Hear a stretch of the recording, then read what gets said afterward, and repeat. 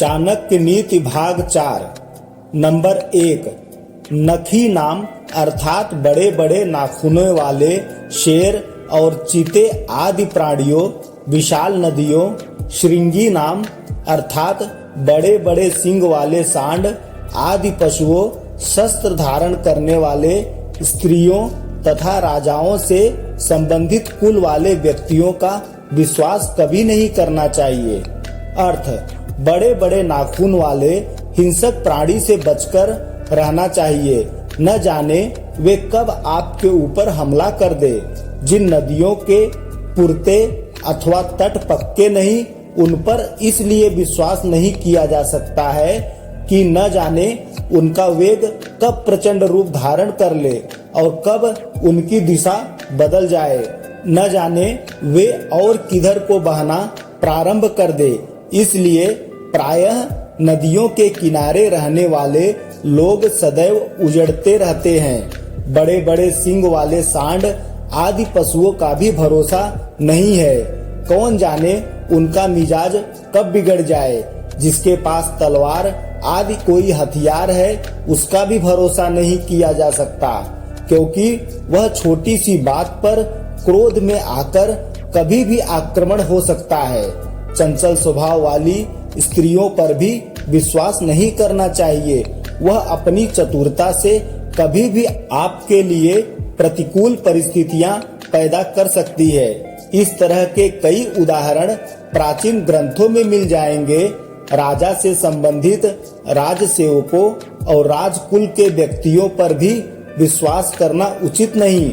वे कभी भी राजा के कान भरकर अहित करवा सकते हैं। इसी के साथ वे राज नियमों के प्रति समर्पित और निष्ठावान होते हैं। राजहित उनके लिए प्रमुख होता है, संबंध नहीं। नंबर 2। विष में भी यदि अमृत हो तो उसे ग्रहण कर लेना चाहिए। अपवित्र और अशुद्ध वस्तुओं में भी यदि सोना अथवा मूल्यवान वस्तु पड़ी हो तो वह भी उठा लेने के योग्य होती है। यदि नीच मनुष्य के पास कोई अच्छी विद्या, कला अथवा गुण है तो उसे सीखने में कोई हानि नहीं। इसी प्रकार दुष्ट कुल में उत्पन्न अच्छे गुणों से युक्त स्त्री रूपी रत्न को ग्रहण कर लेना चाहिए। अर्थ, इस श्लोक में आचार्य गुण ग्रहण करने की बात कर रहे हैं। यदि किसी नीच व्यक्ति के पास कोई उत्तम गुण अथवा विद्या है तो वह विद्या उससे सीख लेनी चाहिए। अर्थात व्यक्ति को सदैव इस बात का प्रयत्न करना चाहिए कि जहाँ से उसे किसी अच्छी वस्तु की प्राप्ति हो, अच्छे गुणों और कला सीखने का अवसर प्राप्त हो, उसे हाथ से जाने नहीं देना चाहिए। विष में अमृत और गंदगी में सोने से तात्पर्य नीच के पास गुण से है। नंबर 3। पुरुषों की अपेक्षा स्त्रियों का आहार अर्थात भोजन 2 गुना होता है। बुद्धि 4 गुनी, साहस 6 गुना और काम वासना 8 गुना होती है। अर्थ, आचार्य ने इस श्लोक द्वारा स्त्री की कई विशेषताओं को उजागर किया है। स्त्री के ये ऐसे पक्ष हैं जिन पर सामान्य रूप से लोगों की दृष्टि नहीं जाती।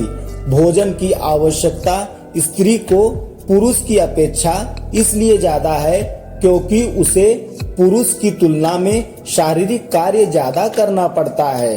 यदि इसे प्राचीन संदर्भ में भी देखा जाए तो उस समय स्त्रियों को घर में कई ऐसे छोटे मोटे काम करने होते थे जिनमें ऊर्जा का व्यय होता था। आज के परिवेश में भी स्थिति लगभग वही है। शारीरिक बनावट, उसमें होने वाले परिवर्तन और प्रजनन आदि ऐसे कार्य हैं जिसमें क्षय हुई ऊर्जा को प्राप्त करने के लिए स्त्री को अतिरिक्त पौष्टिकता की आवश्यकता होती है। इस सत्य की जानकारी न होने के कारण, बल्कि व्यवहार में इसके विपरीत आचरण होने के कारण बालिकाओं और स्त्रियों को पुरुषों की अपेक्षा ज्यादा कुपोषण का शिकार होना पड़ता है। बुद्धि का विकास समस्याओं को सुलझाने से होता है। इस दृष्टि से भी स्त्रियों को परिवार के सदस्यों और उसके अलावा भी कई लोगों से व्यवहार करना पड़ता है।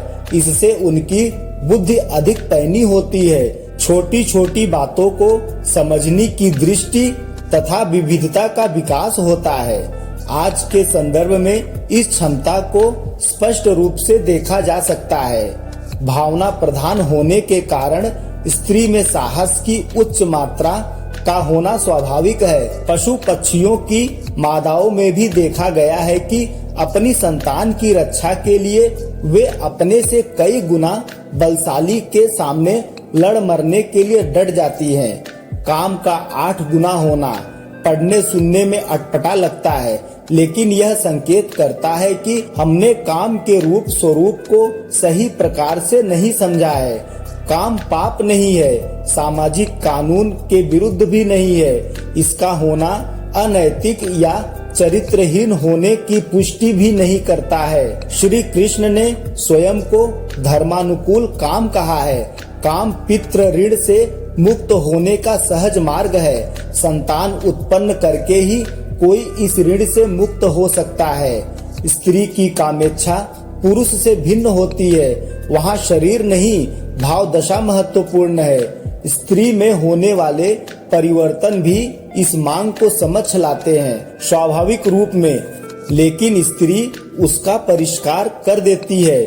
जैसे पृथ्वी मैले को खाद बनाकर जीवन देती है। इसे पूरी तरह से समझने के लिए आवश्यक है कि काम शास्त्र का अध्ययन किया जाए। कुल मिलाकर इस श्लोक द्वारा चाणक्य ने स्त्री के स्वभाव का विश्लेषण किया है। नंबर 4, मूर्ख शिष्य को उपदेश देने, दुष्ट व्यभिचारिणी स्त्री का पालन पोषण करने, धन के नष्ट होने तथा दुखी व्यक्ति के साथ व्यवहार रखने से बुद्धिमान व्यक्ति को भी कष्ट उठाना पड़ता है। अर्थ: चाणक्य कहते हैं कि मूर्ख व्यक्ति को ज्ञान देने से कोई लाभ नहीं होता, अपितु सज्जन और बुद्धिमान लोग उससे हानि ही उठाते हैं। उदाहरण के लिए बया और बंदर की कहानी पाठकों को याद होगी। मूर्ख बंदर को घर बनाने की सलाह देकर बया को अपने चले से ही हाथ धोना पड़ा था। इसी प्रकार दुष्ट और उल्टा स्त्री का पालन पोषण करने से सज्जन और बुद्धिमान व्यक्तियों को दुख ही प्राप्त होता है। दुखी व्यक्तियों से व्यवहार रखने से चाणक्य का तात्पर्य है कि जो व्यक्ति अनेक रोगों से पीड़ित हैं और जिनका धन नष्ट हो चुका है, ऐसे व्यक्तियों से किसी प्रकार का संबंध रखना बुद्धिमान मनुष्य के लिए हानिकारक हो सकता है। अनेक रोगों का तात्पर्य संक्रामक रोग से है। बहुत से लोग संक्रामक रोगों से ग्रस्त होते हैं। उनकी संगति से स्वयं रोगी होने का अंदेशा रहता है। जिन लोगों का धन नष्ट हो चुका हो, अर्थात जो दिवालिया हो गए हैं, उन पर एकाएक विश्वास करना कठिन होता है। दुखी का अर्थ विषादग्रस्त व्यक्ति से भी है। ऐसे लोगों का दुख से उबरना बहुत कठिन हो जाता है और प्रायः असफलता ही हाथ लगती है। जो वास्तव में दुखी हैं और उससे उबरना चाहते हैं, उसका सहयोग करना चाहिए, क्योंकि दुखी से तो स्वार्थी ही बचता है। नंबर 5, झूठ बोलना, बिना सोचे समझे किसी कार्य को प्रारंभ कर देना, दुस्साहस करना, छल कपट करना, मूर्खतापूर्ण कार्य करना, लोभ करना, अपवित्र रहना और निर्दयता, ये स्त्रियों के स्वाभाविक दोष हैं। अर्थ: स्त्रियों में प्रायः ये दोष पाए जाते हैं। वे सामान्य बात पर भी झूठ बोल सकती हैं। अपनी शक्ति का विचार न करके अधिक साहस दिखाती हैं। छल कपट पूर्ण कार्य करती हैं। मूर्खता, अधिक लोभ, अपवित्रता तथा निर्दयी होना, ये ऐसी बातें हैं जो प्रायः स्त्रियों के स्वभाव में होती है। ये स्त्रियों के स्वाभाविक दोष हैं, अर्थात अधिकांश स्त्रियों में ये दोष होते हैं। अब तो स्त्रियां शिक्षित होती जा रही हैं, समय बदल रहा है, लेकिन आज भी अधिकांश अशिक्षित स्त्रियां इन दोषों से युक्त हो सकती है। इन दोषों को स्त्री की समाज में स्थिति और उसके परिणाम स्वरूप बने उनके मनोविज्ञान के संदर्भ में देखना चाहिए। धन्यवाद। फिर मिलेंगे ऐसे ही जानकारी के साथ अगले भाग में। जय श्री कृष्ण।